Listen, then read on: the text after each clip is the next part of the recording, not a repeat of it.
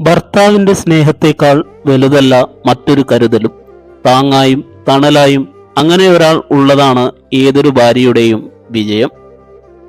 മണ്ടത്തരങ്ങൾ പറയാനും അതോർത്ത് ചിരിക്കാനും വിളിപ്പുറത്തുണ്ടായിട്ടും മിണ്ടാതിരുന്ന് പിണങ്ങി ഇണങ്ങാനും ഒത്തിരി സങ്കടം വരുമ്പോൾ സ്വന്തം മാറോട് ചേർത്ത് സാരമില്ലെന്ന് പറഞ്ഞ് സമാധാനിപ്പിക്കാനും ഒത്തിരി കരയുമ്പോൾ ഇത്തിരി നേരമെങ്കിലും കൂടെയിരുന്ന് സമാധാനിപ്പിക്കാനും എൻ്റെ മാത്രം സ്വന്തം എന്ന സ്വാതന്ത്ര്യത്തോടെ കയ്യിൽ മുറുകെ പിടിച്ച് ഏത് പ്രതിസന്ധിയിലും മുന്നോട്ടു പോകുവാനുള്ള ധൈര്യവും വാരിക്കോരി തരുന്നയാളാണ് ഭർത്താവ്.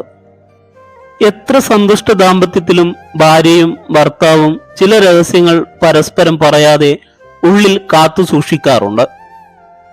പൊതുവെ സ്ത്രീകളെയാണ് രഹസ്യങ്ങൾ ഉള്ളിൽ കൊണ്ടു നടക്കുന്നവർ എന്ന് വിളിക്കാറ്.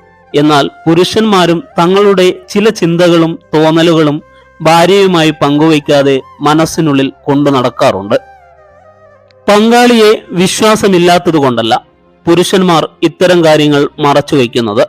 സാമൂഹികമായ സമ്മർദ്ദങ്ങളും വ്യക്തിപരമായ അരക്ഷിതാവസ്ഥകളുമാണ് അത്തരം കാര്യങ്ങൾ മനസ്സിൽ തന്നെ ഒളിപ്പിക്കാൻ അവർ നിർബന്ധിതരാകുന്നത്.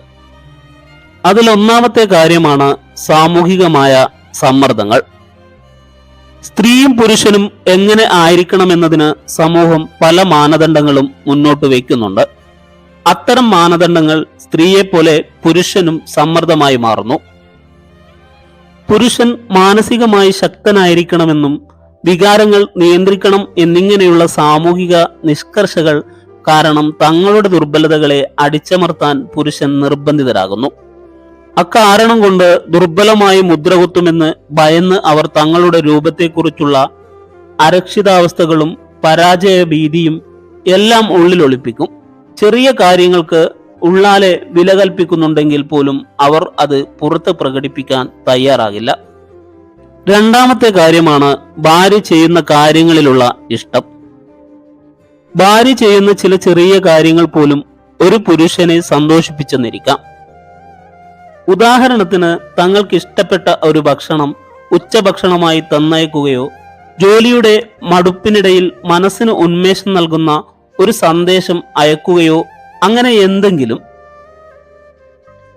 പക്ഷെ അവർ ആ സന്തോഷം പുറത്ത് പ്രകടിപ്പിക്കുകയോ അവരെ അഭിനന്ദിക്കുകയോ ചെയ്തെന്ന് വരില്ല. പൊതുവെ അങ്ങനെ ചെയ്യുന്ന പുരുഷന്മാരെ പെൺകൊന്തന്മാരെന്നും ഭാര്യയെ പേടിയുള്ളവരെന്നുമെല്ലാം വിളിക്കുന്ന ഒരു പ്രവണത നമ്മുടെ സമൂഹത്തിലുണ്ട്. അതിന് ഇരകളാകരുതെന്ന് ഭയന്നാണ് മിക്ക പുരുഷന്മാരും ഇങ്ങനെ ചെയ്യുന്നത്. അതിൽ മൂന്നാമത്തെ കാര്യമാണ് വൈകാരിക ദുർബലതകൾ. സമൂഹത്തിന് മുമ്പിൽ മാത്രമല്ല, കുടുംബത്തിന് മുമ്പിലും ഭാര്യയുടെ മുമ്പിലും ഉറച്ച മനസ്സുള്ള കഠിന ഹൃദയരായി നിലകൊള്ളുന്നവരാണ് പുരുഷന്മാരെന്ന പൊതുധാരണ കാരണം തങ്ങളുടെ ദുർബലമായ വശം പുറത്തു കാണിക്കാൻ മിക്ക പുരുഷന്മാരും ധൈര്യപ്പെടാറില്ല. സങ്കടം, പേടി, അരക്ഷിതാവസ്ഥ എന്നിവയെല്ലാം അവർ മൂടിവെക്കും. പ്രിയപ്പെട്ടവരുടെ വേർപാടിലോ മനസ്സിന് താങ്ങാനാകാത്ത സങ്കടങ്ങൾ വരുമ്പോഴോ പോലും കരയാതെ പിടിച്ചു നിൽക്കും. അങ്ങനെ ചെയ്തില്ലെങ്കിൽ കരയുന്ന ആണുങ്ങൾ ഭീരുക്കളാണെന്നും ആണുങ്ങൾ കരയില്ലെന്നും സമൂഹം അവരെ ഓർമ്മിപ്പിക്കും.